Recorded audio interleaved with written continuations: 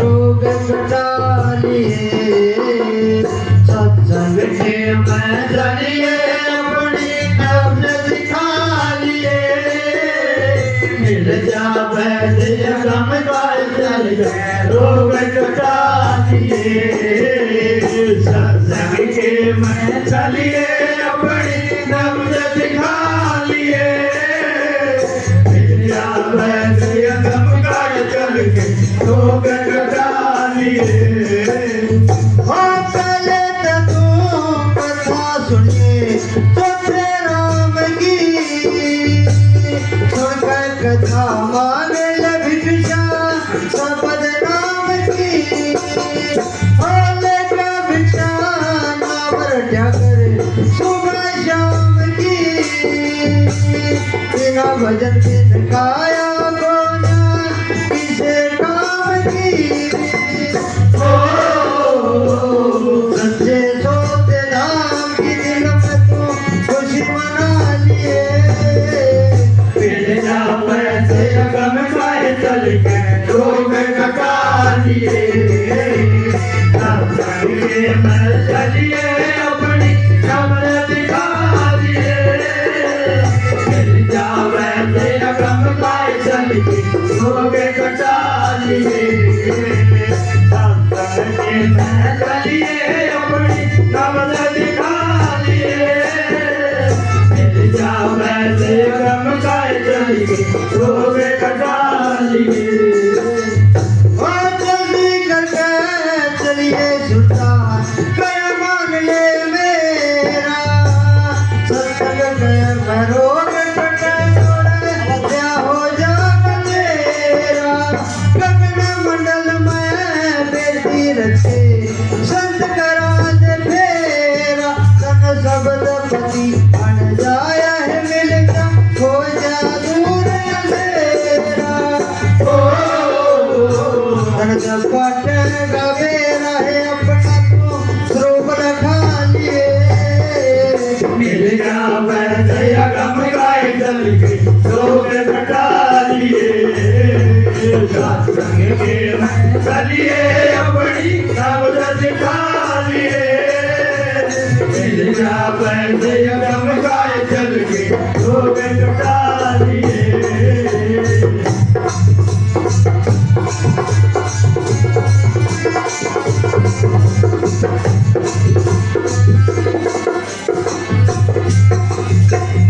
हो 5-25 दिन के दिशा रस में आवेंगे ब्रह्मा विष्णु शिव शक्ति भी बैठे पावेंगे हो टकड़ सकड़ धर्म दूत तुना गणेश दावेंगे 10 द्वार पर शेर खड़े सन को डरावेंगे शब्द डोर सन सत्य गुरु देव तू पकड़ के चालिए मेरा वैसे गम गाए चल के रोग कटा लिए सत्संग के मैं चलिए अपनी नब्ज दिखा लिए मेरा वैसे गम गाए चल के रोग कटा लिए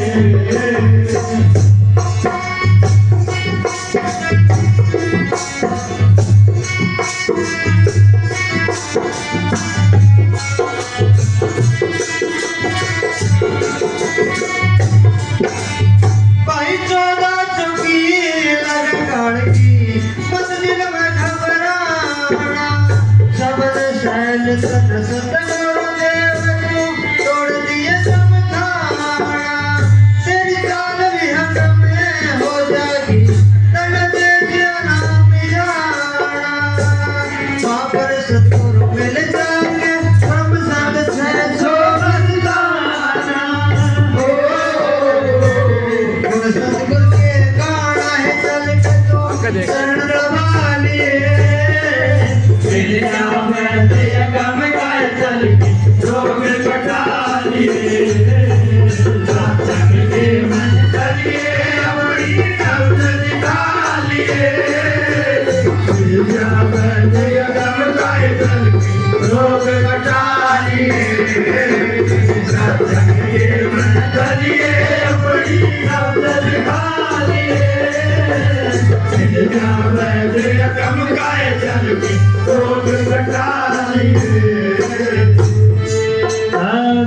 सतगुरु तेरा ही आसरा।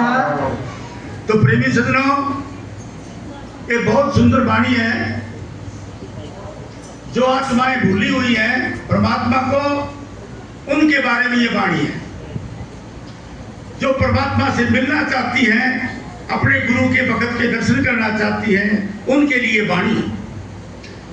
कोई छुटती हुई आत्मा जिसने नाम की कमाई कर रखी है, परमात्मा के दर्शन कर रखे हैं, वो आत्मा अपनी दूसरी सहेलियों से बोलती है, ए सहेली, ए सखी, सुन, तू वहां संतों के दरबार में चल, वहां तेरे को मालिक से मिलने की पढ़ाई करवाएंगे। अभी तक तुमने काल की पढ़ाई पढ़ी है, संतों के दरबार में कुल परमात्मा की पढ़ाई करवाई जाती है। वहां चल के सत्संग सुन। वह चौथे राम का ही प्रचार करते हैं। चौथा राम कौन है? बस ये इसी बात पर गलती है हमारी। हमने तो जो हो के चले गए उनकी कुंडली पकड़ रखी है।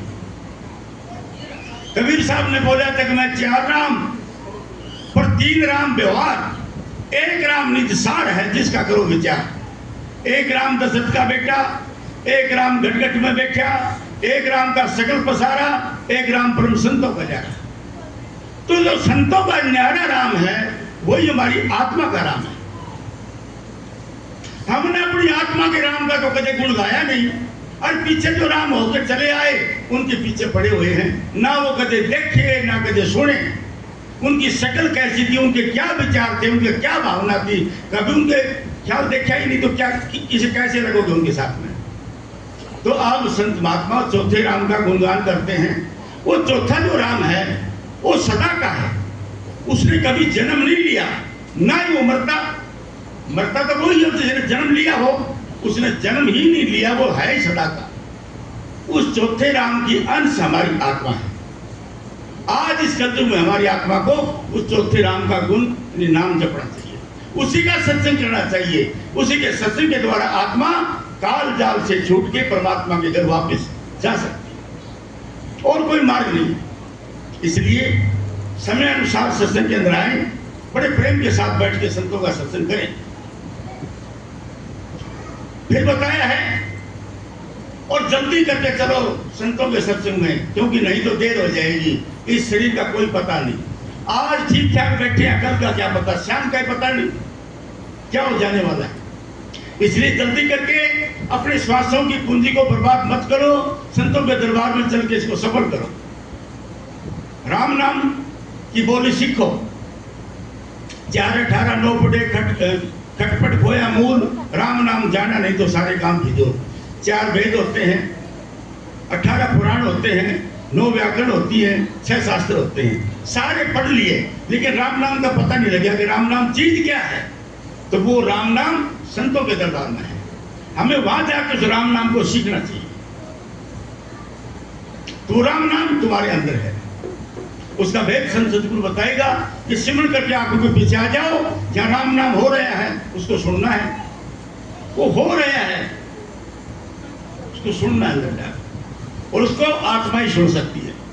ये कान नहीं सुन सकते, ये आंख नहीं दे सकती, ये जिह्वा नहीं बोल सकती, अंदर जाके आत्मा ही उसका अनुभव या रसपान कर सकती है।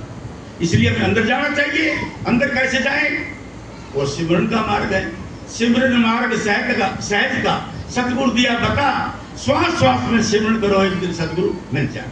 जब तो श्वास श्वास में राम नाम जपोगे, अंदर परमात्मा के दर्शन हो जाएंगे, गुरु के दर्शन हो जाएंगे। तुम्हारी आत्मा खिल जाएगी कि गुरु भी अंदर है, परमात्मा भी अंदर है, राम नाम भी अंदर है। बड़े बड़े खंड ब्रह्मांड हमारे शरीर के अंदर है, और हम भागते हरिद्वार की तरफ, केदारनाथ की तरफ, द्वारका की तरफ, काशी मथुरा की तरफ, वहां परमात्मा को खोजने के लिए जाते हैं। वहां बैठे हैं क्या? देखा किसी ने नहीं देखा, ना वो वहां मिलता। वो तो हमारे अंदर है, हमें अंदर जाने का रास्ता हमारे पास नहीं, वो रास्ता संतों के पास है। वो आके पूछो, बताएगा इस प्रकार अंदर ले जाओ, अपनी आत्मा को परमात्मा मिल जाएगी।